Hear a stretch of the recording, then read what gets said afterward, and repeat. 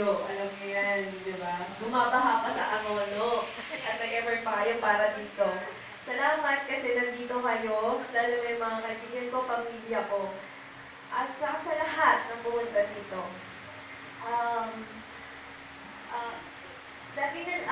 Salamat doon sa mga prayers, sa mga bagay, nung talagang date ng birthday ko. Thank you. Yun nga. Thank you. Okay.